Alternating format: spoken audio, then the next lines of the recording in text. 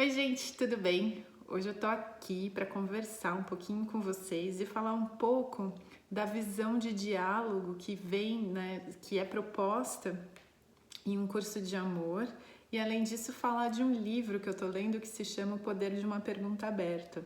É um livro da Elizabeth Matsunangel, ela é budista e ela traz essa perspectiva assim do budismo com relação ao poder de uma mente aberta, aliás, o poder de uma pergunta aberta, que é justamente o contrário daquilo que a gente está acostumado, né? Então, assim, na nossa sociedade é muito valorizado quando você tem uma opinião fechada a respeito das coisas, né? Acho que eu já falei aqui para vocês que muitas vezes, assim, eu recebo crítica ou recebo, enfim, né, de pessoas que falam assim, como assim você não tem uma opinião a respeito de determinado assunto? Como assim? Mas tá na cara aqui, né?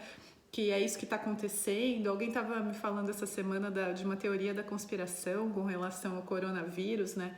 E realmente, assim, eu não tenho nenhuma conclusão a respeito disso, enfim, mas a visão, né, que tanto um curso de amor, eu vou falar da visão de um curso de amor do diálogo, que acho que vem muito em consonância com esse livro da Elizabeth Matsunangel, é que ela diz que quanto mais a gente fecha a nossa mente em conclusões, né, e essa é uma tendência nossa, né, então a gente uma coisa que eu gosto muito de fazer é filme comentado, né? Então eu gosto muito de comentar filme. E sempre quando começa um filme, presta atenção, né? E essa atividade de filme comentado é justamente uma atividade onde eu chamo as pessoas para elas observarem a mente dela enquanto assistem ao filme, né? Então é uma atividade, entre aspas, passiva, mas ao mesmo tempo ativa, né? Da mente, assim, com relação a estar presente para aquilo que está acontecendo durante o filme, para que a gente perceba aquilo que vem à tona, né? Então, uma das coisas que eu falo para as pessoas, e talvez você possa refletir na sua própria experiência, é que toda vez que começa um filme, e justamente, né, a produção é ótima nisso, assim, é ótimo como é que eu posso dizer, em promover isso, em fazer com que isso aconteça na nossa mente, né? Mas assim que a tela se abre, então já tem, né, as cenas assim que meio que eles mostram o vilão, aí a música é mais sombria, mais tenebrosa, diminui um pouco a luz, né? Quando mostra o mocinho lá do filme, aí já a luz é um pouco mais brilhante, a música é mais brilhante, mais emocionante, né? Então, a gente começa a assistir um filme e a gente fala assim, não, pera lá, deixa eu ver se eu entendi. Esse aqui é o do bem, aquele lá é o do mal, ele tá querendo matar não sei quem, ai, nossa, então aí a gente já fica com raiva de alguém, fica com dó do outro, fica tentando proteger o outro, né? Então isso é uma tendência nossa, da nossa mente, a gerar conclusões para quê? Para saber que lado eu vou tomar. Então assim, eu me fecho nisso, né? Mas só que a gente sabe, né, das histórias, assim, e em tudo na vida a gente sabe que não existe, assim, exatamente uma vítima e exatamente um algoz, né? Que as coisas não são tão cartesianas, assim, tem um do bem, outro do mal, tem um que faz o mal. Então, assim, do ponto de vista, né, da pessoa que está fazendo aquele ato, ou que está recebendo aquele ato, né, sempre tem uma justificativa para ela tem um ponto de vista diferente do nosso, e a gente muitas vezes não está nem disposto a virar esse ponto de vista, né.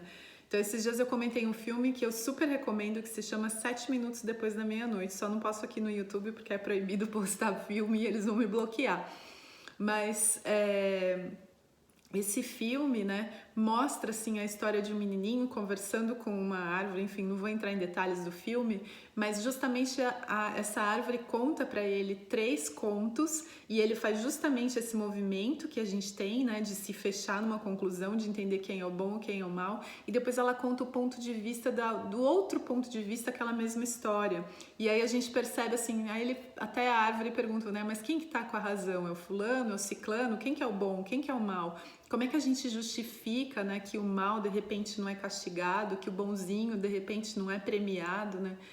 E essa ideia assim de que quando a gente permanece com a mente aberta e quando a gente não se fecha numa conclusão, que na verdade é o nosso julgamento, a gente está querendo tomar partido, é a nossa mente querendo estruturar e a gente se abre numa, assim, eu não sei quem é o do mal, eu não sei quem é o do bem, né? A gente se abre nessa perspectiva quando a gente começa de fato assim a atuar de maneira espiritual mesmo na nossa vida, sabe? Quando a gente não tira conclusões precipitadas a respeito das coisas.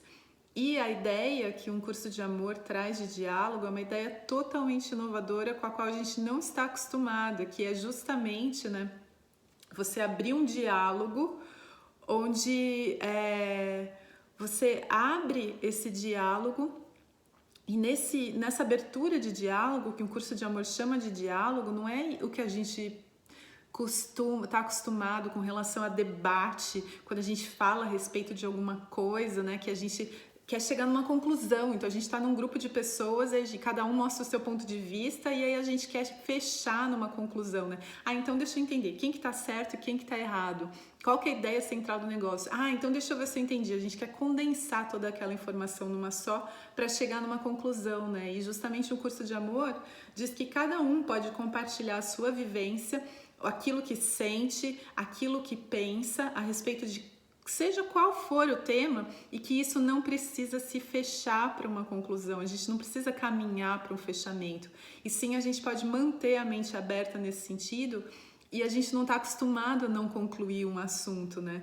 E aí muito legal esse livro da Elizabeth também, porque ela traz justamente que a iluminação do Buda se deu quando ele se permitiu permanecer com uma pergunta aberta, quando ele não se fechou numa resposta, né? E a gente vai perceber assim que os mestres iluminados, justamente eles se iluminaram quando eles questionaram o que pra gente era comum.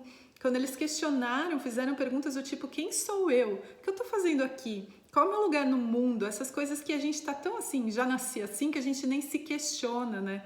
Então, justamente eu queria fazer esse vídeo pra gente se permitir se colocar nesta postura de que eu não sei, se permitir se colocar nesse lugar onde as coisas não precisam se fechar em conclusões, né? E se permitir estar com perguntas abertas na mente, não necessariamente, como é que eu posso falar, chegar numa resposta conclusiva, mas se permitir experimentar essa pergunta na nossa própria vida, né? Experimentar mesmo na nossa própria vida, e tentando, como é que eu posso dizer assim, vivenciar aquela pergunta na minha própria vida para que eu possa não chegar a uma resposta, mas para que eu possa, de repente, entender essa plasticidade disso que a gente chama vida, que hora é assim, hora é assado, e aí eu não preciso me fechar numa conclusão, e tudo isso para quê, né? Pra gente sofrer menos. Era essa a reflexão que eu queria trazer hoje. Super obrigada pela atenção de vocês. Um beijo grande. Namastê.